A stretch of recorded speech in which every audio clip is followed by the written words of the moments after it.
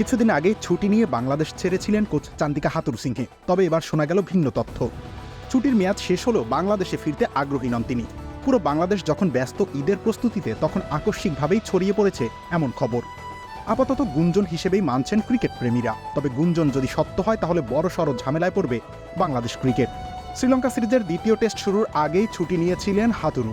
সবকিছু ঠিকঠাক ছিল এতদিন। তবে একটি সংবাদ মাধ্যমের প্রতিবেদন অনুযায়ী লঙ্কান কোচ তাদের খুদে বার্তায় জানিয়েছে আর বাংলাদেশের কোচ হিসেবে থাকতে চান না তিনি। যদিও বিসিবি কর্তারা বলেছেন এই ব্যাপারে কিছু জানা নেই তাদের।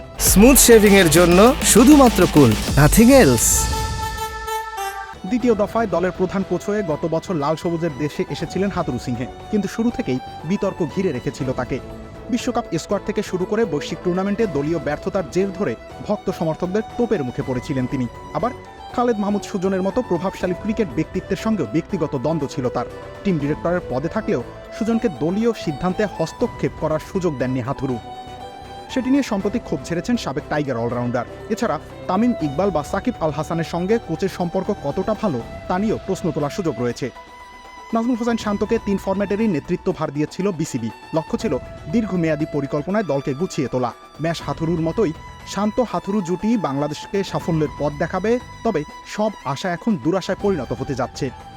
টি-20 বিশ্বকাপের 2 মাসও বাকি নেই। এমন সময় যদি সত্যি চাকরি ছেড়ে দেন চান্দিকা, তাহলে বিশৃঙ্খলা সৃষ্টি হবেই। এত অল্প সময়ে নতুন কেউ এসে আবার শুরু থেকে পরিকল্পনা করাটা কঠিন হবে। এখন দেখার বিষয় কি হয় আগামী কয়েকদিনে।